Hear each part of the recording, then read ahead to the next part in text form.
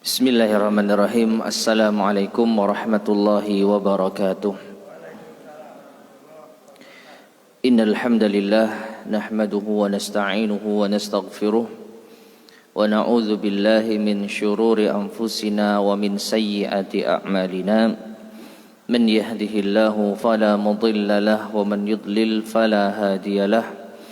Wa asyhadu an la ilaha illallah wahdahu la syarika lahu.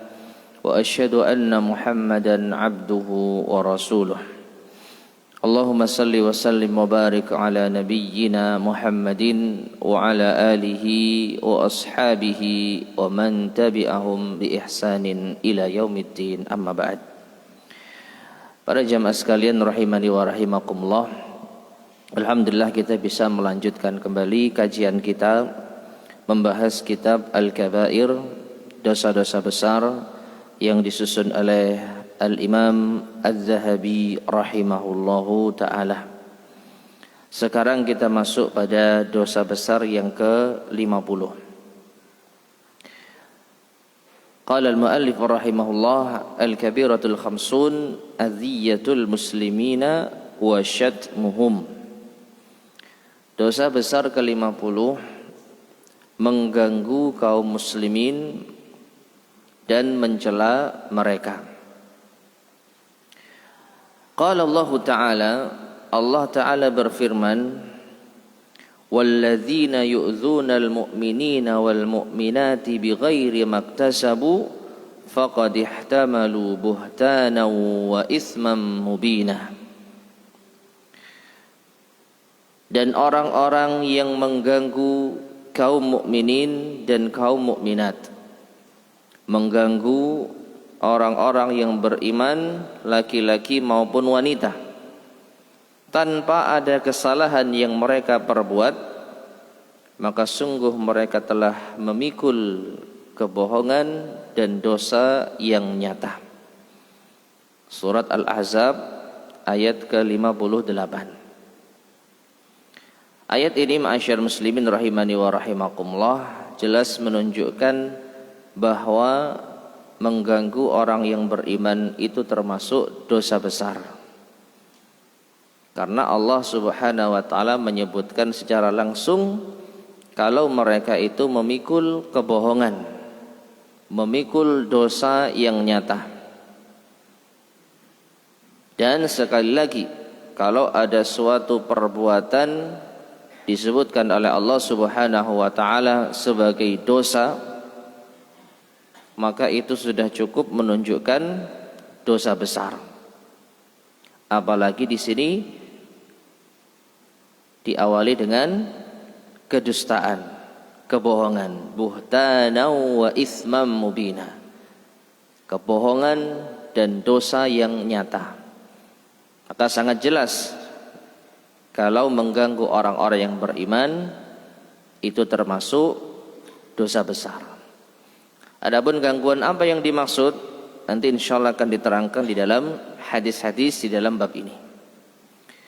Kemudian al-muallif juga berkata, wa qala ta'ala, Allah Ta'ala berfirman, wa la tajassasu wa la yaghtab ba'dukum ba'dha. Dalam surat Al-Hujurat ayat yang ke-12. Dan janganlah kalian tajassus, dan janganlah sebagian kalian mengghibah sebagian yang lain. Maka ayat ini menjelaskan ayat sebelumnya bahwa termasuk di antara bentuk gangguan terhadap orang-orang yang beriman adalah tajassus dan ghibah. Wala tajassasu, dan janganlah kalian tajassus. Apa itu tajassus? Al-bahthu anis sayyi, mencari-cari kesalahan orang. Ya, mencari-cari kesalahan orang. Ini namanya tajassus. Dan ini dilarang. Kalau kita, dan biasanya ini berawal dari atau didasari oleh kebencian. kebencian kepada orang lain. Karena kita nggak suka sama orang dan kita tidak tahu kesalahannya, kita cari-cari kesalahannya, akhirnya ketemu. Ya namanya orang, siapa sih yang nggak punya kesalahan? Cuman kadang-kala kan Allah sembunyikan kesalahan orang. Nah Allah sudah menyembunyikan kesalahan orang, dicari-cari. Maka ini termasuk di antara bentuk mengganggu orang lain, mengganggu yaitu orang yang beriman. Demikian pula janganlah sebagian kalian menggibah sebagian yang lain. Apa itu ghibah? Nabi SAW menjelaskan, dzikruka akhaka bima yakrah, menyebut sesuatu tentang saudaramu apa yang ia benci, meskipun itu fakta. Kalau teman kita tidak suka diungkit permasalahannya, tidak suka disebarkan perbuatannya, maka yang menyebutkan dan yang menyebarkan masuk di dalam dosa ghibah. Sahabat bertanya, bagaimana jika sekiranya memang itu kenyataannya?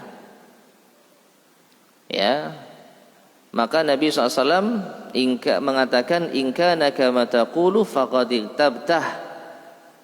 Jika memang benar seperti yang kau katakan, maka itulah ghibah. Kalau memang faktanya demikian, itulah ghibah.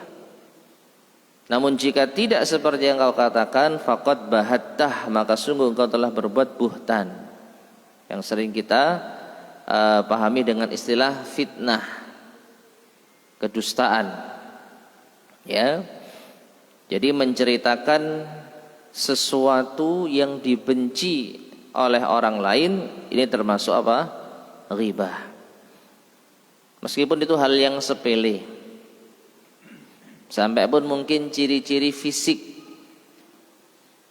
orang yang tidak suka diketahui kalau dirinya misalnya mohon maaf tidak punya rambut, jadi kemana-mana pakai topi, pakai peci. Satu ketika ada yang nyala tuh, tahu nggak kamu kenapa dia pakai topi, pakai peci terus? Karena botak dia. Ya, dan dia nggak suka itu diceritakan, meskipun faktanya memang nggak punya rambut. Maka itu sudah cukup disebut sebagai ghibah. Ya. Dan pembahasan tentang ghibah mungkin sudah pernah kita lewati, namun ini sebagai mempertegas saja bahwa ini termasuk dosa besar. Ghibah dan tajassus. Apa tadi tajassus? Mencari-cari kesalahan orang, termasuk bentuk gangguan kepada orang yang beriman. Maka sekiranya orang-orang yang beriman menghindari dari perbuatan ini. Kemudian qala al-muallif rahimahullah wa qala ta'ala, dan Allah Ta'ala juga berfirman, wailul likulli humazatil lumazah, dalam surat Al-Humazah ayat yang pertama. Celakalah bagi setiap humazah dan lumazah, yang sering diterjemahkan dengan setiap pengumpat dan pencela. Celakalah. Ya. Ketika Allah Subhanahu wa taala sudah menyebutkan dengan celaka, maka ini juga cukup menunjukkan kalau ini dosa besar. Ditambah lagi di antara para ulama kita menjelaskan wailun itu di antara nama suatu lembah di neraka jahanam. Ya, wailun. Jadi bisa ada dua makna, celaka atau terancam dilempar ke dalam lembah di neraka jahanam. Siapakah orang yang celaka? Likulli humazatil lumazah, setiap orang yang mengumpat dan mencela. Para ulama kita berbeda pendapat tentang makna humazah dan lumazah. Meskipun secara umum ya ini maknanya, mengumpat, mencela, mengolok-olok dan yang semakna dengannya. Ada yang mentafsirkan humazah itu adalah mencela atau melakukan keburukan terhadap orang lain dengan perbuatan. Sedangkan lumazah dengan ucapan. Namun ada pula yang berpendapat sebaliknya, humazah itu dengan ucapan, lumazah dengan perbuatan. Apapun itu, humazah maupun lumazah dimaknai dengan celaan terhadap perbuatan atau ucapan, dua-duanya dosa. Bahkan sebagian juga ada yang mentafsirkan bil ain, sampai pun mengolok-olok orang, mencela orang, mengumpat orang dengan kedipan mata, ini sudah cukup masuk dalam kategori humazah ataupun lumazah. Ya, gimana Pak caranya?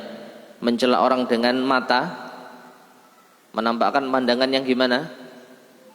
Ya, mungkin mendelik gitu ya, memelototi, yang menunjukkan merendahkan, mengancam. Ya, ini termasuk dalam kategori humazah ataupun lumazah. Taib. Nah, ini adalah ayat-ayat yang dibawakan oleh Imam Az-Zahabi rahimahullah ta'ala, yang semuanya menunjukkan bahwa perbuatan-perbuatan ini termasuk mengganggu orang-orang yang beriman, dan itu dosa besar.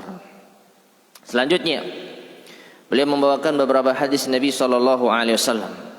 Wa qala an-nabiy sallallahu alaihi wasallam, dan Nabi sallallahu alaihi wasallam bersabda, inna syarran nasi manzilatan indallah, sesungguhnya manusia yang terburuk kedudukannya di sisi Allah, man wada'ahun nasu ittiqa'a fuhshihi, yaitu orang yang ditinggalkan manusia karena khawatir keburukannya.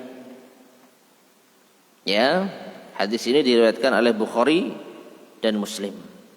Wa qala sallallahu alaihi wasallam, dan juga Nabi sallallahu alaihi wasallam bersabda, innallaha yubghidul fahishal badhi, sesungguhnya Allah membenci orang yang melakukan kekejian dan orang yang melakukan atau suka mengucapkan ucapan yang kotor, menjijikkan.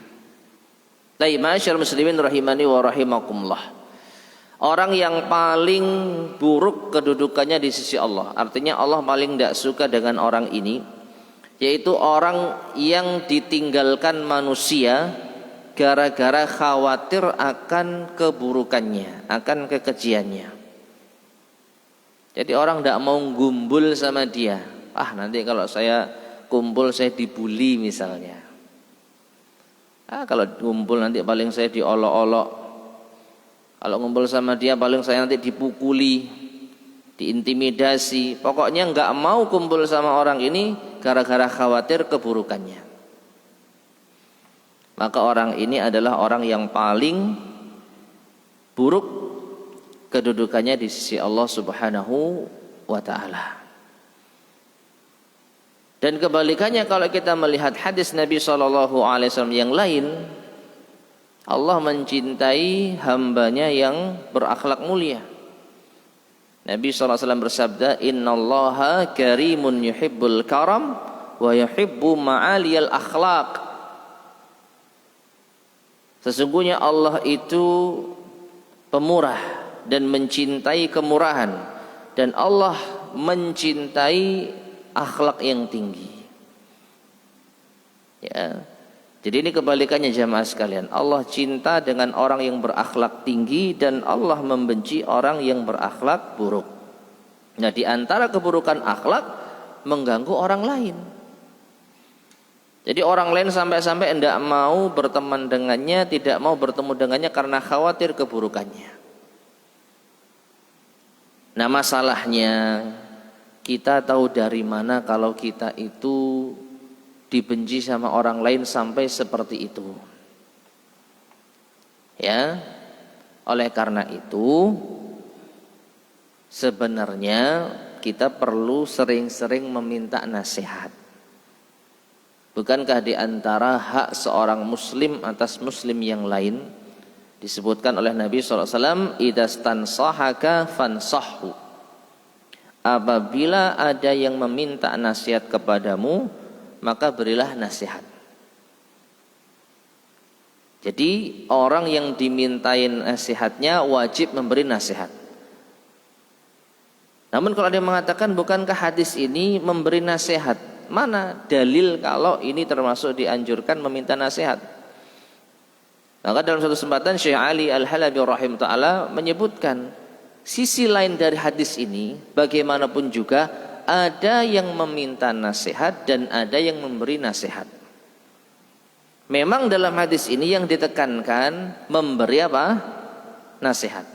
Tapi kalau tidak ada orang yang meminta nasihat, bagaimana mungkin orang bisa memberikan nasihat? Dalam artian kita diwajibkan memberi nasihat kalau ada orang yang meminta nasihat. Ya. Karena yang namanya hak itu adalah kewajiban bagi lawannya. Ya, hak seorang muslim adalah dijawab salamnya. Berarti menjawab salam itu kewajiban seorang muslim. Demikian pula hak seorang muslim itu apabila meminta nasihat dinasehati. Maka menasehati orang yang meminta nasihat itu kewajiban. Misalnya, tolong saya beri nasihat, nggak mau saya, dosa dia. Kalau sekiranya dia punya kemampuan, punya ilmu, ya, punya petunjuk tapi enggak mau memberi nasihat padahal dia diminta nasihatnya, dia berdosa. Karena itu hak orang yang meminta nasihat. Nah, berarti di sini ada yang meminta nasihat. Nah, ini menunjukkan kalau meminta nasihat itu juga dianjurkan. Nah, ini yang bisa kita lakukan. Kalau sekiranya kita tidak tahu atau kita kurang peka, apakah orang itu suka berteman dengan saya? Ya, setiap ketemu kok kabur, setiap ketemu kok menjauh. Kenapa? Nah, kita yang suka ngerasani, yang suka bully, yang suka mengejek, enggak kerasa. Tapi yang diejek sakit hatinya. Males saya sama orang ini, pergi. Hati-hati. Kalau sampai kita menjadi orang yang dibenci orang lain karena keburukan kita, apa kata Nabi SAW? Inna syarran nasi manzilatan indallah. Manusia yang paling buruk kedudukannya di sisi Allah. Kalau Allah sudah menganggap buruk seseorang, lalu kita mau mengharapkan apa? Mungkin orang lain menganggap kita baik, lucu, humoris, dengan candaan kita yang suka melukai hati orang, ya, dengan bulian kita. Tapi kalau di sisi Allah buruk, apa yang mau kita harapkan nanti di hari kiamat? Ya, teman-teman yang memuji kita lucu, humoris, pintar bercanda, tidak akan bisa memberi manfaat di hari kiamat. Kalau Allah Subhanahu wa taala sudah menetapkan kedudukan kita buruk di sisinya. Nah, taib kemudian waqala sallallahu alaihi wasallam, dan Nabi sallallahu alaihi wasallam bersabda, ibadallah innallaha wada'al haraja illa man iqtarada arada akhihi atau irda akhihi fadzaka alladhi harajun aw halakun. Kata Nabi SAW, wahai hamba Allah, sesungguhnya Allah menghapus dosa kecuali orang yang menyebar aib atau menggibah saudaranya, maka itulah dosa atau kebinasaan. Ma'asyiral muslimin rahimani wa rahimakumullah. Hadis ini diawali dengan pertanyaan orang Arab Badui. Ya Rasulullah, ahadza harajun adzalika harajun? Ya Rasulullah, ini dosa enggak? Seperti itu dosa enggak? Namun tidak disebutkan apa yang dimaksud, perbuatan apa yang dimaksud. Maka Nabi SAW menyebutkan, sesungguhnya Allah itu akan menghapus dosa. Artinya Allah itu mudah menghapuskan dosa, kecuali dosa menyakiti orang lain. Dan di antara yang disebutkan di sini adalah iqtarada irda akhi. Kalau dicetakan saya iqtarasa, minta tolong dicek teks Arabnya itu pakai dot atau pakai sod di terjemahan. Iqtarasa pakai sod. Nah, sama saya ini ya, keliru kayaknya ini. Ya, yang benar insyaallah iqtarada. Iqtarada irda akhihi, yang maknanya adalah igtabahu, menghibahnya, menyebar aib saudaranya. Maka kata Nabi SAW, itulah dosa dan itulah kebinasaan. Jelas ya, kebinasaan ini menunjukkan kalau ghibah ini dosa besar. Nah, ma'asyar muslimin rahimani wa rahimakumullah, ini bukan berarti selain ghibah itu bukan dosa. Segala perbuatan yang dimurkai oleh Allah, dibenci oleh Allah, itu dosa. Hanya saja Allah Subhanahu wa ta'ala itu Maha Pengampun, Maha Pemaaf. Kalau kita melakukan dosa yang terkait dengan hak-hak Allah Subhanahu wa ta'ala, lalu kita taubat dan istighfar, Allah akan mengampuni. Innallaha yaghfirudz dzunuba jami'an. Sesungguhnya Allah itu mengampuni dosa seluruhnya. Karena itu berkaitan dengan haknya siapa? Haknya Allah. Tapi kalau berkaitan dengan kehormatan saudaranya, maka Allah bertindak adil. Saudaranya memaafkan, enggak dighibah itu. Ya, Allah memaafkan, tapi ini masalah hak terhadap sesama muslim. Makanya Nabi SAW mengatakan Allah itu menghapus dosa. Mudah bagi Allah menghapus dosa, kecuali dosa melukai orang lain, menyakiti orang lain. Di antaranya adalah dengan menggibah, menyebar aibnya. Itulah dosa dan kebinasaan. Dan tentang makna hadis ini seringkali kita ingatkan dengan hadis muflis, orang yang bangkrut. Itu orang yang menghadap Allah Subhanahu wa ta'ala membawa banyak pahala, salat, puasa, zakat, haji. Artinya ibadahnya diterima dan dia dapat pahala. Tapi di sisi lain dia melakukan kezaliman. Dan di antara bentuk kezaliman ya ghibah yang disebutkan dalam hadis ini, menyebar aib orang. Kalau orangnya tidak memaafkan sampai mati, maka pahala kita akan dialihkan kepada orang yang kita ghibahi. Kalau sekiranya pahala kita tidak cukup untuk membayar ghibah kita, maka dosa orang akan dilimpahkan kepada kita. Dosa orang yang kita ghibahi akan dilimpahkan kepada kita. Nah, itulah kebangkrutan yang hakiki. Ya, kita sudah keluar modal banyak tapi enggak dapat untung. Apa modal banyaknya? Puasa, sholat, zakat, haji. Ini modal ini. Perlu beramal kita, perlu mengeluarkan harta. Tapi modal kita ini habis karena kita melakukan kezaliman kepada orang lain, menggibah, mencela, mengambil harta mungkin, menipu, menzalimi, menjatuhkan kehormatannya, apalagi lah dosa-dosa kezaliman. Akhirnya pahala kita diborong dia.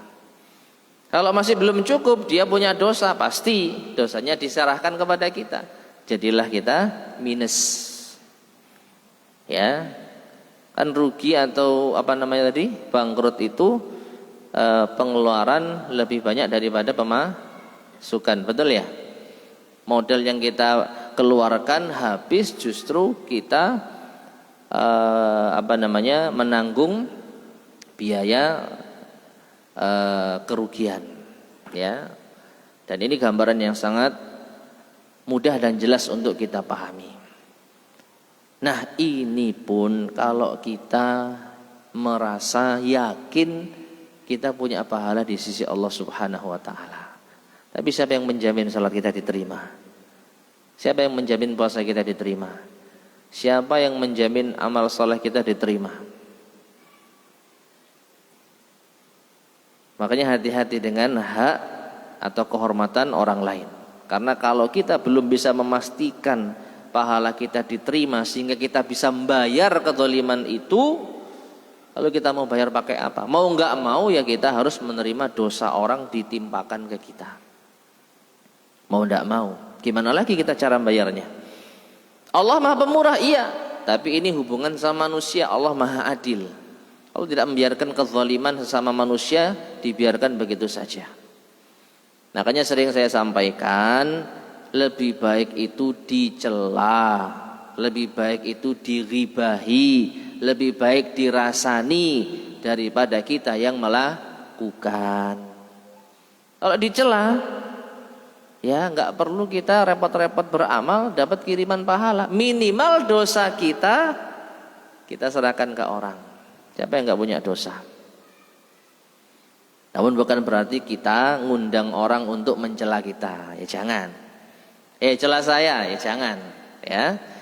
Tapi kalau kita mendengar nama kita disinggung, katanya antum gini-gini, ya sudah.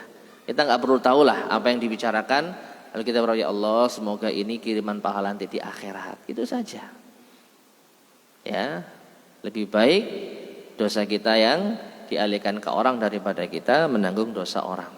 Karena sekali lagi kita nggak tahu amal soleh kita ini diterima nggak sama Allah. Sehingga yakin dan pede bisa membayar kedoliman kita. Ya, kalau kita bisa menilai gitu, saya gibah dia berapa sih nilainya 50. Saya sudah punya amalan 1000, cuman kalong 50, masih punya 950. Ya kalau gitu monggo saja.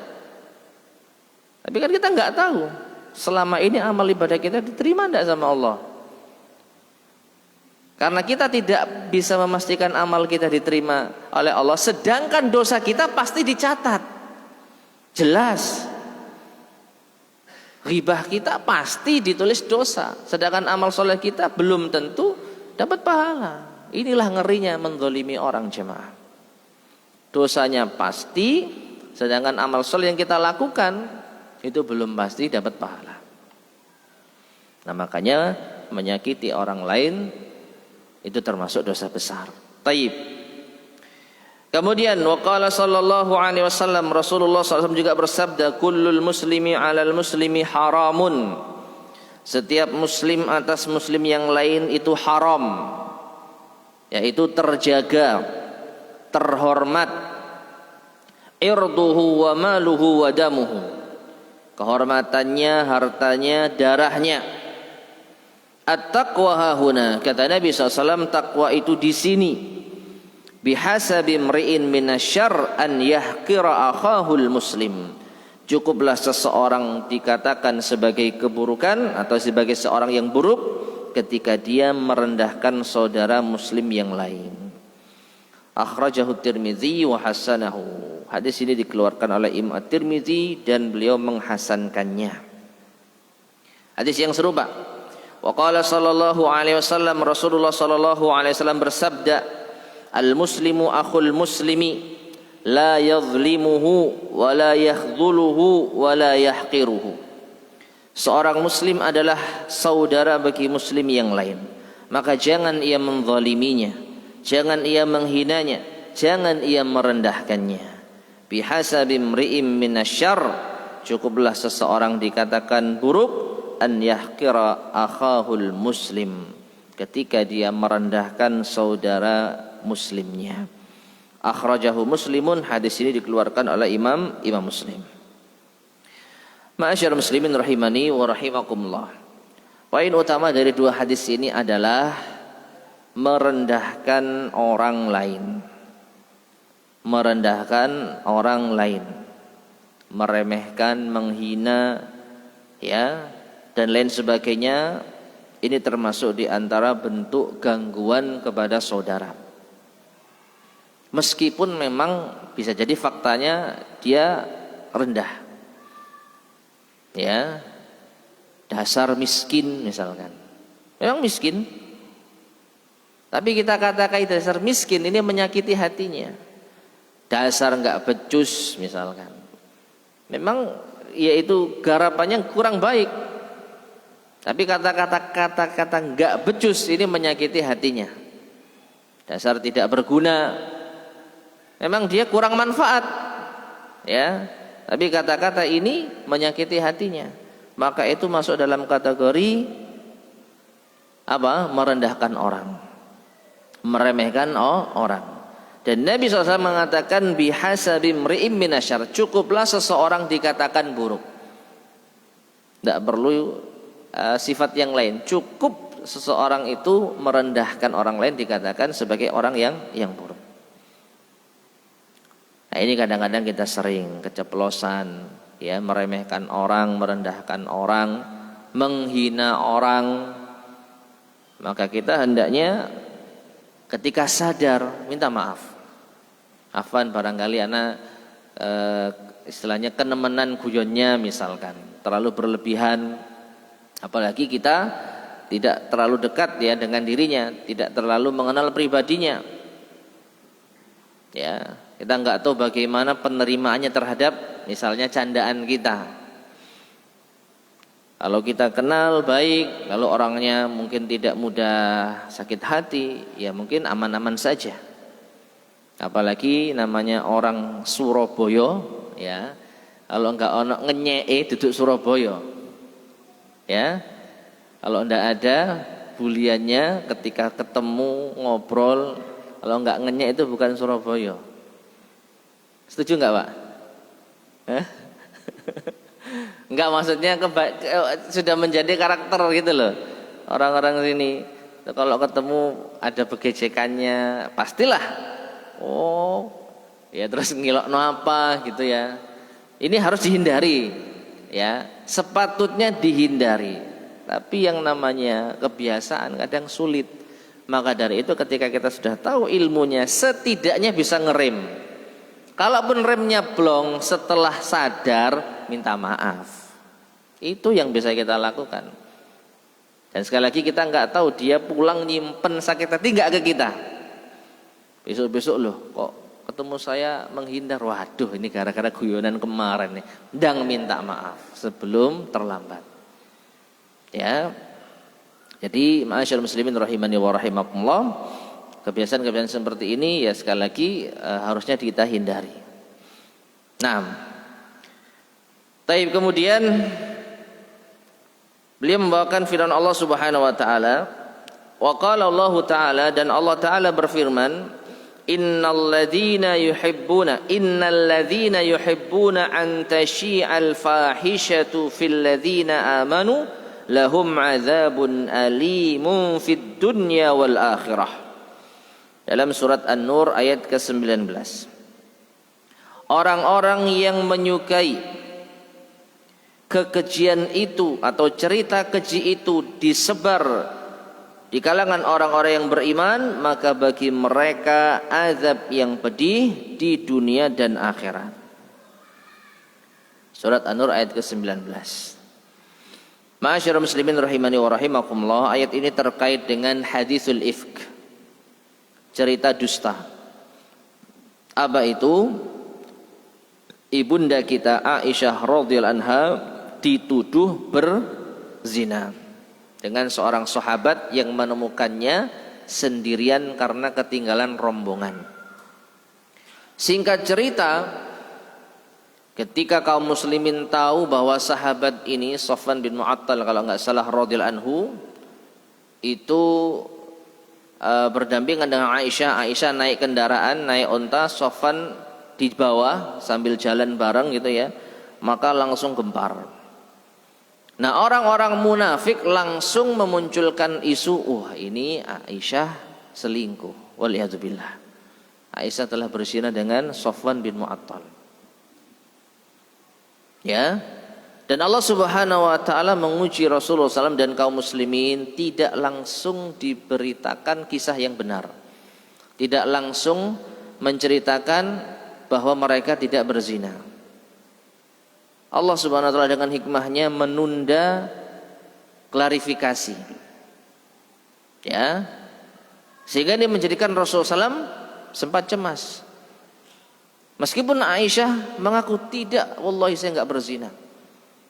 Bahkan Aisyah dengan jelas mengatakan tidak ada satupun yang terucap dari sahabat Safwan bin Mu'attal kecuali takbirnya saja ketika melihat saya tertinggal dari rombongan.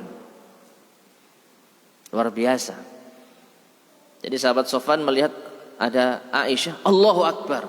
Sudah, itu sekali aja ngomongnya. Setelah itu, ya, untanya dibawa mendekat, disuruh turun supaya rendah. Aisyah kemudian Safwan menjauh, Aisyah naik supaya tidak tersingkap auratnya. Begitu Aisyah sudah naik baru dituntunkan. Ketika mau turun, untanya direndahkan dulu, kemudian Safwan menjauh, baru Aisyah turun, dan begitu seterusnya. Dan tidak ada sama sekali dialog.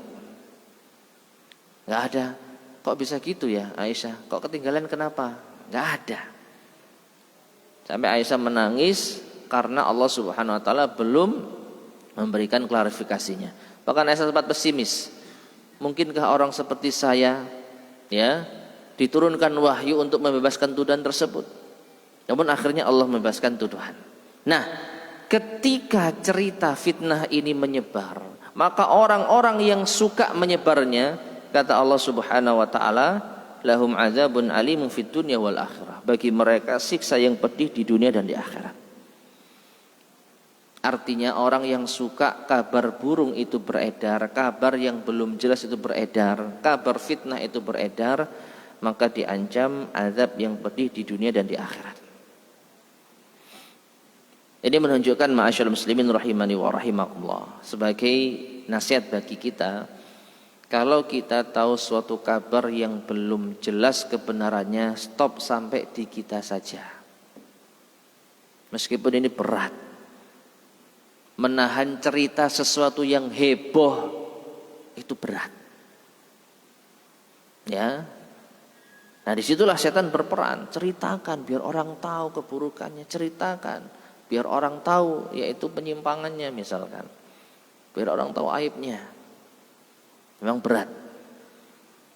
Tapi justru Allah Subhanahu wa taala mengancam orang yang suka tersebarnya berita dusta. Ingat, berita dusta.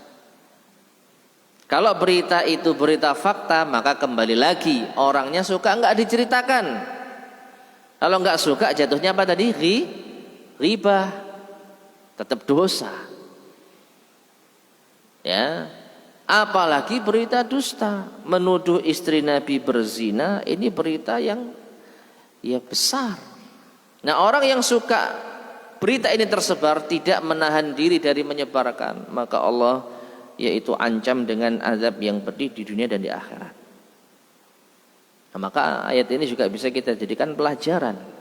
Kalau ada berita yang belum jelas kebenarannya, lalu nggak sengaja kita dengar, sengaja atau tidak, maka kalau bisa stop sampai di kita, jangan kita teruskan. Kalau kita teruskan, maka bisa jadi kita termasuk orang yang senang apabila cerita dusta itu menyebar. Dan tentu saja ancamannya azab yang pedih di dunia dan di akhirat. Nah, selanjutnya waqala an-nabiy sallallahu alaihi wasallam, Nabi sallallahu alaihi wasallam bersabda, sibabul muslimi fusuqun wa qitaluhu kufrun. Mencela seorang muslim itu kefasikan dan membunuhnya adalah kekufuran. Hadis sahih riwayat Imam Al-Bukhari. Hadis ini mungkin mirip dengan hadis-hadis sebelumnya tentang ancaman kekufuran bagi pelaku dosa. Maka ma'asyarul muslimin rahimani wa rahimakumullah, kekufuran yang dimaksud di sini tentu bukan kufur akbar yang menjadi seorang keluar dari Islam. Karena dosa membunuh memang dosa besar, tapi tidak menjadikan pelakunya keluar dari Islam. Ya. Dan mungkin ini diantara dalil yang digunakan oleh orang-orang Khawarij untuk mengkafirkan pelaku dosa besar. Ya, Nabi mengatakan wa qitaluhu kufrun, memerangi seorang muslim itu kekufuran. Ya. Berarti dosa besar itu menjadi seorang kufur. Dan ini sudah kita bahas pada pertemuan sebelumnya kalau enggak salah. Termasuk di antara dosa besar adalah mengkafirkan saudaranya. Nah, mencela seorang muslim kefasikan, membunuhnya atau memeranginya adalah kekufuran. Maka ini jelas menunjukkan mencela dan memerangi saudara muslim itu dosa besar. Kemudian waqala sallallahu alaihi wasallam, Rasulullah sallallahu alaihi wasallam juga bersabda, la yadkhulul jannata man la ya'manu jarahu bawa'iquhu. Hadis riwayat Muslim. Tidak masuk surga orang yang tetangganya tidak merasa aman dari keburukan-keburukannya. Jadi orang yang tetangganya itu khawatir dengan perbuatannya, keburukan-keburukannya, maka diancam tidak masuk surga. Dan ini sama dengan sebelumnya tidak masuk surga itu bukan berarti kekal di neraka, namun dia itu diancam dengan keras, ya, sampai-sampai dikatakan tidak masuk surga. Namun kalau dia masih memiliki iman, sampai pun dia masuk neraka, maka pasti suatu saat dia akan dimasukkan ke dalam surga. Hanya saja untuk menunjukkan ini ancaman yang keras, diancam dengan tidak masuk surga. Nah, perhatikan ma'asyiral muslimin rahimani wa rahimakumullah, masalah bertetangga ini masalah yang sepele namun sering ya menjadi besar. Tetangga yang suka mengganggu, tetangga yang istilahnya itu banyak keburukannya, tetangga yang mungkin banyak menyakiti hati kita, perbuatannya tidak menyenangkan. Maka sekali lagi, kalau kita bisa, lebih baik kita yang menjadi korbannya, jangan kita yang menjadi pelakunya. Jangan sampai tetangga kita merasa tidak nyaman dengan kita.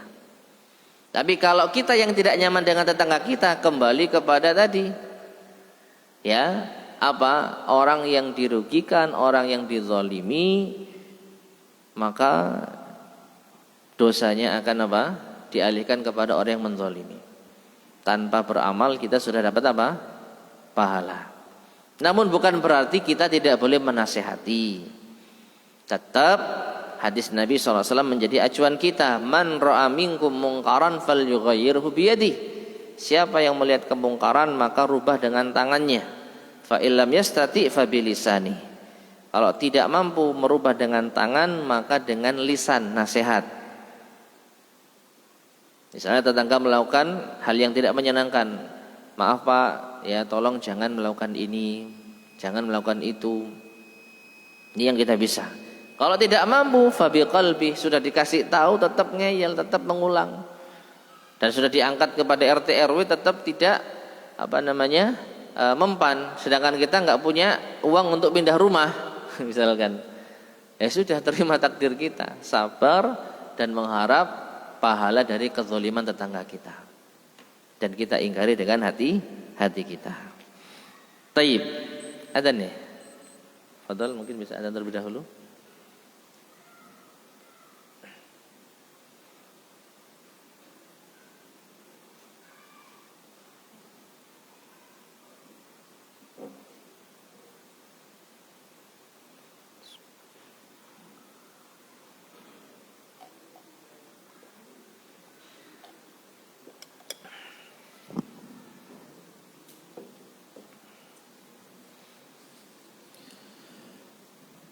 Allahu Akbar, Allahu Akbar, Allahu Akbar,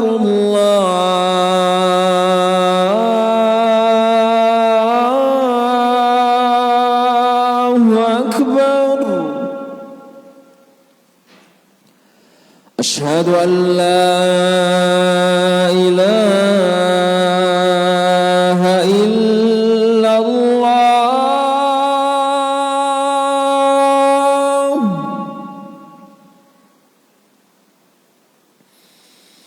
Asyhadu an la ilaha illallah.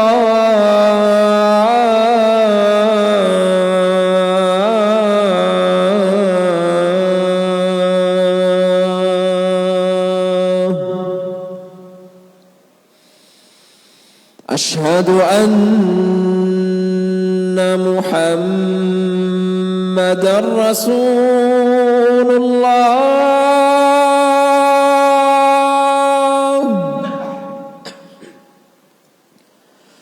Asyhadu anna Muhammadar Rasulullah.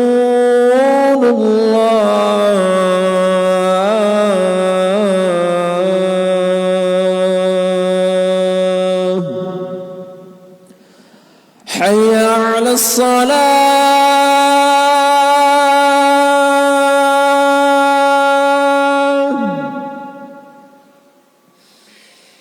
حي على الصلاة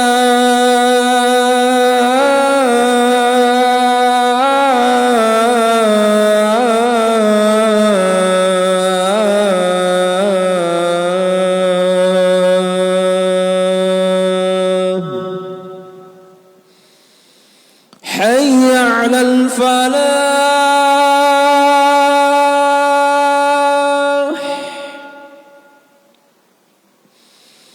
حي على الفلاح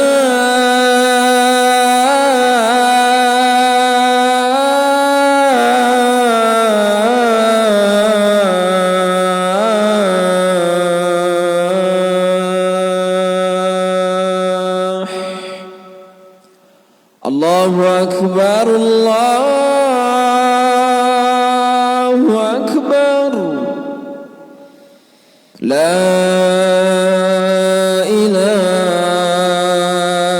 إلا الله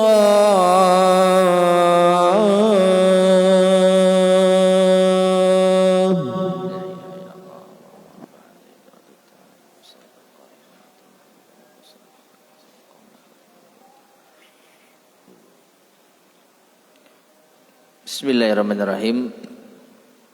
Ma'asyiral muslimin rahimani wa rahimakumullah. Kita lanjutkan sedikit lagi yang terkait dengan masalah tetangga. Kemudian Imam Az-Zahabi mengatakan wa fi sahihaini, dan di dalam sahihain Bukhari Muslim, Rasulullah sallallahu alaihi wasallam bersabda, wallahi la yu'min, wallahi la yu'min, wallahi la yu'min.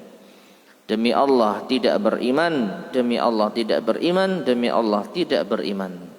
Qila, dikatakan kepada beliau, man ya Rasulullah, siapa yang tidak beriman itu ya Rasulullah? Qal, maka Rasulullah SAW menjawab, alladzi la ya'manu jarahu bawa'iquhu, yaitu seseorang yang tetangganya tidak merasa aman dari keburukan-keburukannya. Wa fi lafdhin ala syartis sahihain, dan dalam sebagian lafaz sesuai dengan syarat Bukhari Muslim, Nabi SAW bersabda, la yadkhulul jannata abdun la ya'manu jarahu bawa'iquhu. Tidak masuk surga seorang hamba yang tetangganya tidak merasa aman dari keburukan-keburukannya. Taib. Hadis-hadis ini menunjukkan sekali lagi kalau ancaman bagi orang yang tetangganya tidak merasa aman dari keburukannya itu tidak masuk surga dan tidak beriman. Maka sekali lagi ini cukup menunjukkan kalau perbuatan mengganggu tetangga termasuk dosa besar. Nah, dalam hadis ini Nabi SAW tidak menyebutkan tetangga yang mana, apakah tetangga yang muslim atau tidak, ya. Maka ini berlaku umum jamaah sekalian. Siapapun tetangganya, kalau kita mengganggu dirinya, maka kita termasuk terancam hadis ini. Sampai pun tetangga yang kafir, maka apalagi yang muslim, lebih berat lagi. Jadi cukup mengganggu tetangga itu merupakan dosa besar, apalagi kalau tetangganya muslim. Selanjutnya masih terkait dengan tetangga, waqala sallallahu alaihi wasallam, Rasulullah sallallahu alaihi wasallam bersabda, man kana yu'minu billahi wal yaumil akhir fala yu'dzi jarahu. Siapa yang beriman kepada Allah dan hari akhir, maka jangan mengganggu tetangganya. Hadis riwayat Bukhari Muslim, muttafaq alaih. Wa fi lafdhin li muslimin, dan dalam riwayat Muslim, man kana yu'minu billahi wal yaumil akhir falyuhsin ila jarihi. Barang siapa yang beriman kepada Allah dan hari akhir, maka berbuat baiklah kepada tetangganya. Nah, yang terakhir tentang tetangga, hadis dari Al-A'mash an Abi Yahya maula Ja'dah qala, ia berkata, sami'tu Abu Hurairah radhiyallahu anhu yaqul, aku pernah mendengar Abu Hurairah radhiyallahu anhu berkata, qila, ada yang mengatakan kepada Rasulullah, ya Rasulullah, wahai Rasulullah, inna fulanatan tusallil laila wa tasumun nahara. Sesungguhnya fulanah, siapa fulanah itu? perempuan, kalau laki-laki fulan. Jadi namanya disembunyikan. Karena yang paling penting itu perbuatannya. Ada seorang wanita itu sholat malam dan puasa sunnah di siang hari. Wa fi lisaniha syai'un yu'dhi jiranaha, tetapi di dalam lisannya itu suka mengganggu tetangganya. Salitatun, lisannya keji. Faqal, maka Nabi SAW mengatakan la khaira fiha hiya finnar, tidak ada kebaikan bagi wanita tersebut karena dia di neraka. Sahahahul Hakim, hadis ini diriwayatkan oleh Imam Al-Hakim. Baik, ma'asyiral muslimin rahimani wa rahimakumullah, ya bisa dikatakan ini hadis yang ngeri gitu ya. Salat malam, puasa sunnah, tapi lisannya keji, ya, itu menjadi sebab masuk neraka. Nah ini, sudah sholat, sudah puasa, masih masuk neraka gara-gara lisan, terutama kepada tetangga. Ini bukan berarti lisan itu boleh kita los begitu saja kalau kepada selain tetangga, tidak. Tetap lisan harus kita jaga kepada siapapun, tetapi kepada tetangga lebih ditekankan. Kenapa? Karena kita sehari-hari bersosialisasi dengan dia, keluar ketemu, ya. Allah alam sebab kalau tetangga dengan perumahan yang jaraknya jauh-jauh, ya, mungkin dari sisi ini lebih aman gitu ya, nggak dengar ucapan tetangga. Tapi kalau sampai ada yaitu hal semacam ini, suka menyakiti tetangga dengan lisannya, maka terancam tidak masuk surga. Dan Nabi SAW pernah mengatakan dalam satu hadisnya, mazala Jibril yusini bil jari hatta dhanantuhu annahu sayuwarithuhu. Jibril itu senantiasa menasihatiku tentang masalah tetangga sampai-sampai aku mengira tetangga itu bakal jadi ahli waris.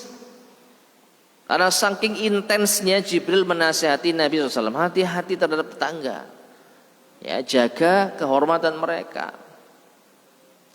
Nah ini, dan lisan yang tidak terjaga apalagi pada tetangga, ini bisa meruntuhkan pahala apa tadi? Sholat malam dan puasa sunnah. Dan yang menarik ma'asyal muslimin rahimani wa rahimakumullah, pahala puasa sunnah dan sholat malam ini bisa diraih tanpa mengerjakannya dengan akhlak mulia. Nabi SAW pernah bersabda, innal muslima la yudriku bi husni khuluqihi darajata saimi al-qaimi. Sesungguhnya seorang muslim bisa meraih derajat ahli sholat malam dan puasa sunnah dengan akhlak mulianya. Artinya tanpa perlu mengerjakan sholat malam dan puasa sunnah, dengan akhlak mulianya dia bisa menggapai pahala tersebut. Nah apalagi kalau orang itu baik akhlaknya, rajin sholatnya, rajin puasanya, top, subhanallah, ya, atau masya Allah, ya. Nah kebalikannya jamaah, nggak rajin sholat malam, nggak rajin puasa, suka mencela, apa yang mau diharapkan kira-kira? Apa yang mau diharapkan? Lisannya suka tetangga, malamnya nggak sholat, ya, paginya nggak rajin puasa. Maka mending mana? Ya tentu mending yang tadi, ya, rajin sholat malam, rajin puasa, lisannya dijaga, akhlaknya dijaga. Tapi kalaupun tidak bisa serajin sholat malam seperti kawan yang lain, maka dengan menjaga akhlak mulia, insya Allah kata Nabi SAW bisa menggapai derajat ahli puasa dan ahli sholat malam. Inilah keutamaan akhlak yang mulia. Wallahu ta'ala alam bisawab. Insya Allah akan kita lanjutkan pada kesempatan berikutnya biidznillah subhanahu wa ta'ala. Ini ada pertanyaan.